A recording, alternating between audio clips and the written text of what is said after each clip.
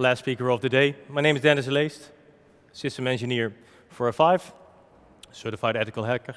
Always helps in these venues to state that. We're going to talk about a topic which is quite a phenomenon at the current stage, and that is basically, is your organization running blind? I think F5 has been known in the field for its capabilities of doing reverse proxy, services for enabling your application, doing things fast, secure, available, and it normally comes down in a reverse proxy scenario. So the customer hosts something, and it's been available for the internal company or for the worldwide internet. And within that access path between the client and the application, all sorts of magic can be done via the F5. I think that if we narrow it down, one of the great things that we have at F5 is doing cryptology and keeping the latest and the greatest on what's happening on the internet, the attacks, the always, well, on the edge of being broken SSL/TLS protocol, and basically keeping customers safe. So things like what's happening with TLS, perfect forward secrecy, TLS 1.3, elliptic curve ciphers, all that kind of stuff is, well, out of history done on a lot of F5s. With that being said, a lot of customers started approaching us, but hey, we understand that you're great at doing crypto, and I don't mean this in a negative way, but you have a leg up in cryptology. Could you also do this the other way around? Because what we're facing is the internet, with a very vast majority of internal users, and our invested firewalls are turning blind very rapidly. And it's not the cause of the firewall itself, and I'm not here to take a stab at them, but more to complement them and think of solutions. But what we're seeing on the internet is that just about every service there is scripted. So if you go to Google, that's an HTTPS page, for instance, out of the gate. Of course, services like Facebook, LinkedIn, Twitter, etc., those were encrypted by years already, but just visiting Google or going to YouTube, those are encrypted as well. So cryptography is in a very rapid pace dominating the internet currently. Depending on who you talk to, it's somewhere around 40 to 50% of the internet traffic already, and what we're seeing is a rapid pace towards more cryptography, which basically, well, gives it a bit of a scale between privacy and availability. So what customers are asking is, we've been dealing with these kinds of scenarios for years, and this is a screenshot of my own Palo Alto Networks machine that I took last night. If I read it from here, it's really hard to read because of the focus of the screen, but take it from me. What it says there is a very rich amplification of all sorts of things that I was doing on the internet. Maybe it's good that it's not in focus right here. But what you used to be seeing here is things like Facebook, MS updates, my visits on LinkedIn, and all sorts of stuff. So it's a very rich application environment. And again, I'm not here to pick at what next generation technology does, but what we're seeing is that it's rapidly turning into these types of pictures, where we see a vast majority of unknown SSL traffic because of the internet becoming, well, adopting cryptography in a rapid pace. So we'd have to solve this problem in a way. And of course you can enable crypto on your firewalls, but it comes at a certain price, and that price is almost always performance. So this is one of the LightScribe talks that we have, and basically what David Holmes, my colleague, and I've included the link for your convenience, talks about is that we're facing two problems. One is the upcoming cryptography in very rapid pace, rendering our firewalls more and more blind. The other one is being that we've invested from an IT perspective in all sorts of solutions over the last years, and those come at a certain price as well. So in the top row, he's talking about people having web gateways, proxy service. He's talking about next generation firewalls. And there are some percentages there where he says, well, if we would enable SSL decryption as a capability on that next generation firewall, it comes at a performance price. He renders it about 80% of performance decrease. So it's not a good and bad discussion, it's about a scalability as well. If your firewall's capable for that, great, turn it on right there. If you need more, and that brings a problem towards your use case, you should think about just enabling cryptography. He talks about things like intrusion detection, intrusion prevention. Some people have data leakage prevention systems as well. And we've implemented those as a chain of measures over the last couple of years, which I think is a good thing. The only thing is we used to have that as a cascaded chain of events, and that renders two problems. One is you should basically crypt and decrypt between every hop. So some vendors are not able to do crypto. So for a couple of vendors here on the stand, they have great solutions in their respective fields, but we handle the cryptography for them, give them plain text packets, and they give their thought on it, and they do their action.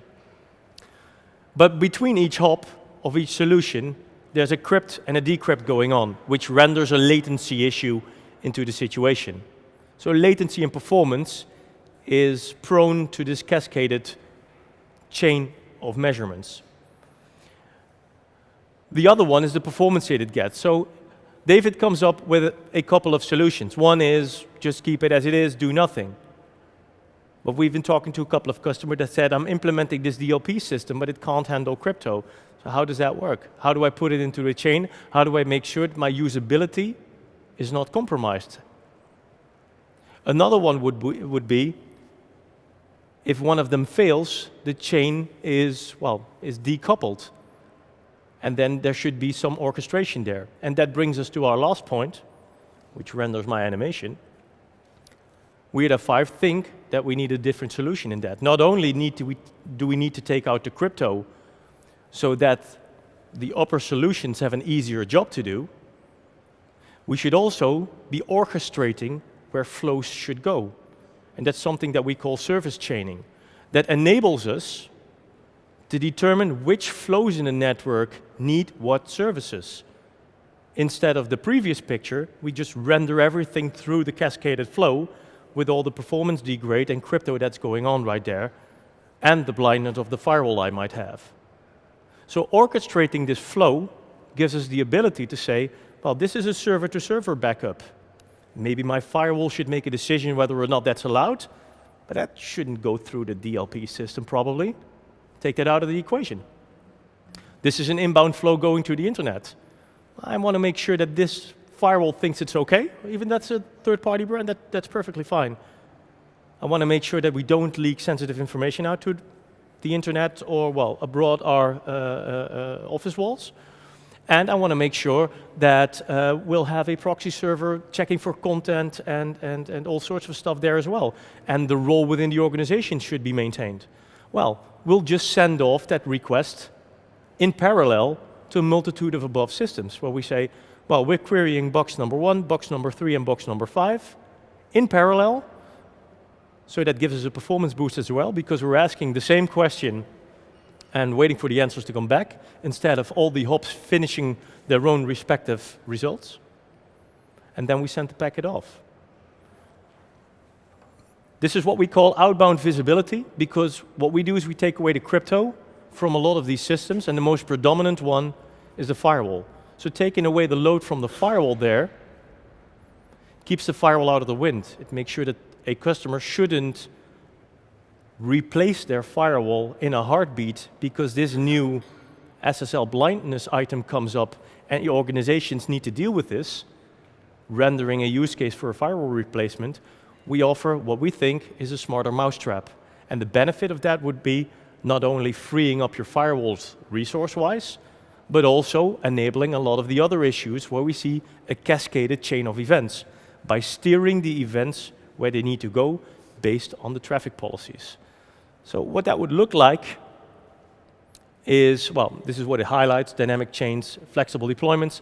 What it would look like within our configuration would be this, and this is the best graphical representation I could find.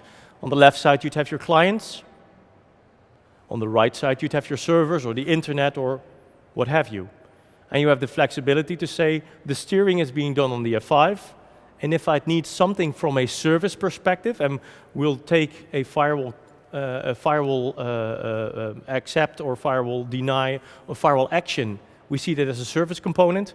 we'll ask the firewall. If the DLP needs to make a decision on this, we'll ask the DLP service components. And these components can be either in a layer 2 environment, can be a layer 3 environment. You have the freedom of placing it the way that you'd like.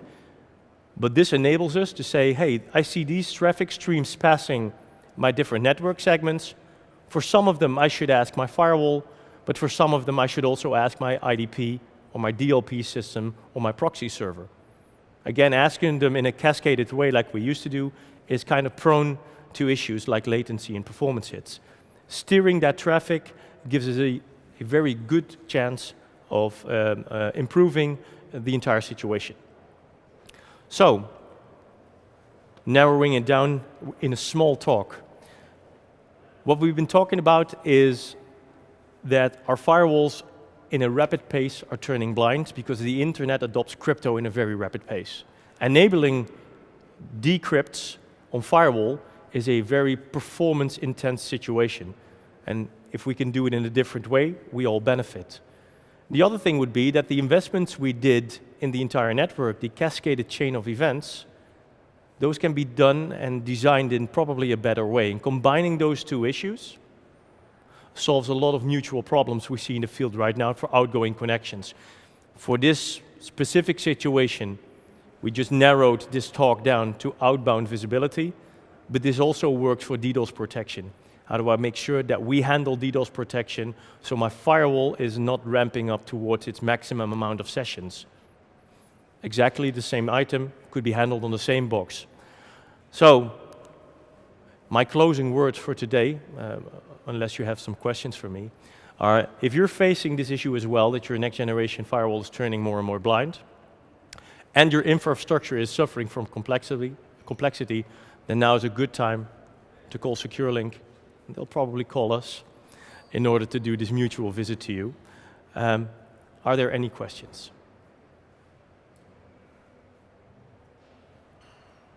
Right? I understand that it's very close to the drinks, so I understand that there are no questions. Right, Dennis. Great, thank you.